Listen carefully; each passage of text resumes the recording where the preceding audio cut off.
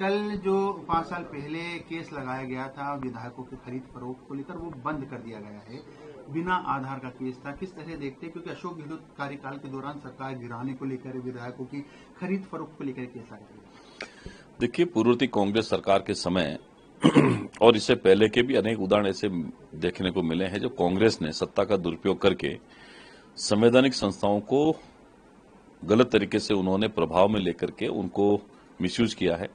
यही प्रकरण जो है पिछली कांग्रेस सरकार के समय सामने आया था, जब अपनी ही सरकार को गिराने की साजिश के तहत एक षड्यंत्र के तहत सीबीआई पर दबाव बना करके एक एसीबी में प्रकरण दर्ज हुआ था। और आज जब उसका फैसला हुआ तब उन्होंने उसको निराधार माना है कि ऐसी कोई बात नहीं हुई थी। उस समय लंबे चौड़े भाषण कांग्रेस के समय दिए गए थे और उन्होंने कहा था कि बीजेपी भी इसमें शामिल है, हमारे कुछ विधायक शामिल हैं, बीजेपी के द्वारा पार्टी के विधायकों को खरीद फरोख्त की जा रही। तो ये मुझे लगता है संवैधानिक संस्थाओं को और लोकतंत्र के मूल्यों को कमजोर करने का काम कांग्रेस के द्वारा किया जा रहा था। आज कोर्ट के द्वारा माननीय उच्च न्यायालय ने यह फैसला दिया है कि ऐसा कुछ था भी नहीं। और पहले भी हम लोग कहते आ रहे थे, हमारी पार्टी के नेताओं ने कहा था कि ऐसा कोई काम ना बीजेपी ने कभी किया है, ना हम लोग आगे करते हैं। हम लोग राजनीतिक शुचिता की बात करते हैं, नैतिक मूल्यों की बात करते हैं। भारतीय जनता पार्टी के संविधान में कभी ऐसी बात नहीं रही कि हम खरीद फरोख्त में विश्वास करें। जिस देश की सरकार एक वोट के अल्पमत से गिर जाए, वहां भी हम लोग ये चीज पसंद नहीं करते हैं। तो मुझे लगता है राजस्थान में इस प्रकार की जो घटना थी दुर्भाग्यपूर्ण थी। कांग्रेस के द्वारा जिस तरीके के आरोप प्रत्यारोप लगाए गए थे, कांग्रेस का शुद्ध रूप से अंतर्विरोध था, कांग्रेस की आपसी लड़ाई थी, झगड़ा था और कहीं न कहीं सरकार में एक दूसरे के वर्चस्व की लड़ाई थी, जिसका खामियाजा प्रदेश की जनता को भुगतना पड़ा था। और निश्चित ही ये जो कल फैसला है वो स्वागत योग्य है और कांग्रेस के बड़े नेता भी मानते थे कि इस प्रकार की कोई घटना उस समय नहीं हुई थी। अविनाश जी, मेरा दूसरा सवाल है कि कल सुप्रीम कोर्ट ने जिस तरह जो संशोधन अधिनियम है उसमें किसी प्रकार की रोक लगाने से मना कर दिया, हालांकि एक आध दो प्रावधानों पर जरूर रोक लगाई गई है, उसको किस तरह देखते हैं सुप्रीम कोर्ट? देखिए, ऑनरेबल सुप्रीम कोर्ट ने वक्फ संशोधन बिल जो लोकसभा ने पास किया था उस पर रोक नहीं लगाई है। कुछ लोग स्टे लेने के लिए गए थे, लेकिन कुछ ऑब्जर्वेशन उन्होंने दिए हैं कि उस पर सरकार जो है वो संज्ञान ले। निश्चित ही ऑनरेबल सुप्रीम कोर्ट ने जो फैसला दिया है, ऑब्जर्वेशन के निर्देश दिए हैं, उसकी शुद्ध रूप से पालना भारत सरकार करेगी। किसी भी सूरत में वक्फ का जो संशोधन बिल है वो मुसलमानों के खिलाफ में नहीं है, ये उन गरीब मुसलमानों के पक्ष में है।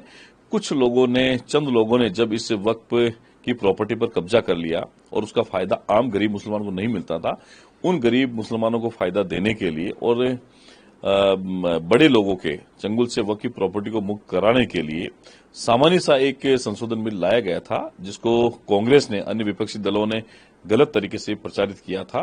और सुप्रीम कोर्ट ने इस पर जो फैसला दिया निश्चित ही स्वागत योग्य है और इसको लागू करने के लिए जो स्टेप के लिए गए थे कुछ संस्थाएं, उस पर उन्होंने कोई रोक नहीं लगे, ना स्टे दिया है, कुछ ऑब्जर्वेशन दिया, इस पर भारत सरकार काम करेगी। लास्ट सवाल है मेरा, कल जो विधानसभा के नापसंदी में जो तरह लगाए गए उसको लेकर विरोध चल रहा था, उसी मामले में कांग्रेस की 2 महिला विधायकों ने प्रेस कॉन्फ्रेंस करी और सीधे तौर पर विधानसभा अध्यक्ष पर कई गंभीर आरोप लगाए। इसके पहले गोविंद सिंह डोटासरा ने बड़ी ही जो शब्दावली थी उनकी, वो टिप्पणी की थी विधानसभा अध्यक्ष को लेकर। किस तरह देखते हैं इस पूरी राजनीति? देखिए, इस पूरे घटनाक्रम में मुझे लगता है जो बयान कांग्रेस के प्रदेश अध्यक्ष के नाते गोविंद सिंह डोटासरा जी का आया है, एक निर्लज्ज व्यक्ति का बयान जिसको कह सकते हैं कि माननीय विधानसभा के अध्यक्ष के बारे में जिस तरह की शब्दावली का प्रयोग उनके द्वारा किया गया और पिछले कुछ महीनों से किया जा रहा है, ये बड़बोलेपन का नतीजा है।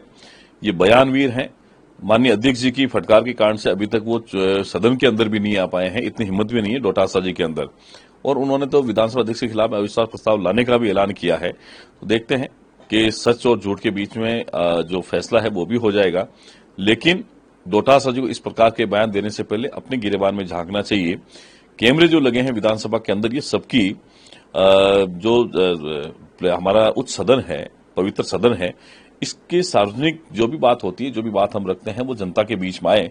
मुझे नहीं लगता कि इस सदन में कोई व्यक्ति आता है उसकी निजता होती है। हम लोग सार्वजनिक जीवन में काम करते हैं उनको किस चीज का डर है ये उनको पहले बताना चाहिए। कौन सी निजता भंग होती है, ऐसा कौन सा वो काम करते हैं, या ऐसा कौन सा वो बोली बोलते हैं, भाषा बोलते हैं, या स्लोगन बोलते हैं जिसके कारण से राजस्थान की जनता को परेशान होना पड़ेगा या उनकी निजता का जो है भंग होगी। तो ये तो मुझे लगता है कोई बयान एक सोची समझी साजिश की तरह दिया गया है और माननीय अध्यक्ष जी भी इस पर विचार कर रहे हैं कि उनका किस प्रकार से जवाब दिया जाए। लेकिन शुद्ध रूप से उनका जो बयान है बिल्कुल ही गलत है, निंदनीय है, जितनी निंदा की जाए कम है।